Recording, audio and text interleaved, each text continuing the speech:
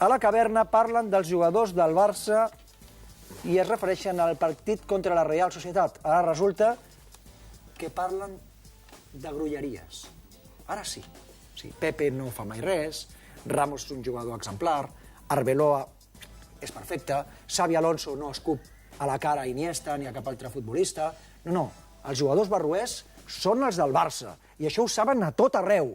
I per això s'ha de fer un debat, com fan a la caverna, oi que sí? Tall número 5. Unos hechos de los que la expulsión del Tata Martino por su rifirrafe con Chema Lumbreras no fue sino la punta del iceberg. El Tata fue expulsado y eso desató las iras de los jugadores culés que rodearon al árbitro, a quien empujaron e insultaron gravemente. Arrinconado contra la pared, el colegiado no paraba de escuchar los improperios que le lanzaban los jugadores del Barça. Los de Yagoba Arrasate asistían atónitos a un espectáculo que alcanzó tal dimensión que finalmente fueron los propios jugadores de la Real quienes tuvieron que intervenir para separar a jugadores y cuerpo arbitral. Para sorpresa de todos los que presenciaron los hechos en el acta arbitral, Fernández Borbalán no reflejó nada más allá de la expulsión del Tata Martino.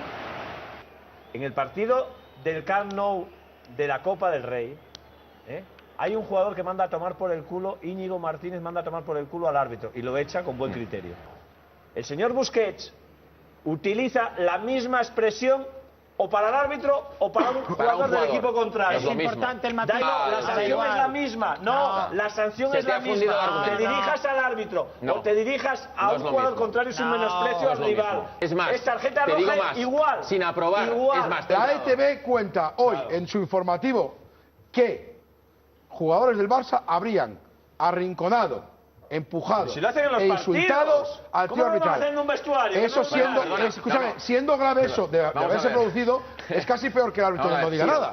Antes, durante y después del partido han generado ciertas dudas en cuanto a la presión que se ha ejercido sobre el árbitro. Obviamente al árbitro no te extrañe mucho que le haya parecido suficiente con la expulsión del Tata Martino.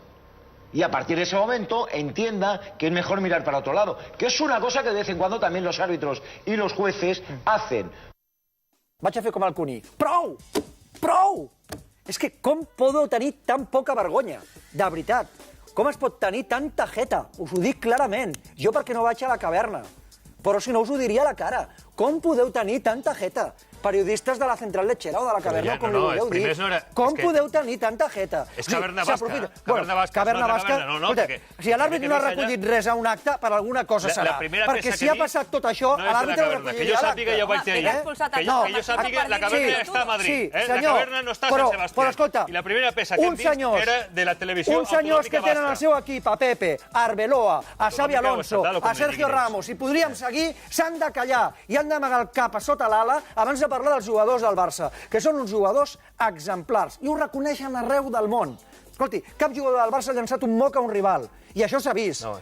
Cap jugador del Barça ha escopit a la cara a un company, i això ho va fer Xavi Alonso amb Iniesta. El que em fa feliç és... Cap jugador del Barça ha fet així com Iker Casillas, girant-se al públic. I botifarres de Pepe quan van marcar un gol a la final de la Copa del Rei. Tot això ho fan els jugadors del Madrid, no els jugadors del Barça. I quan ho fan els jugadors del Madrid, aquests mateixos tios no diuen res. Veure tan nerviós em fa feliç.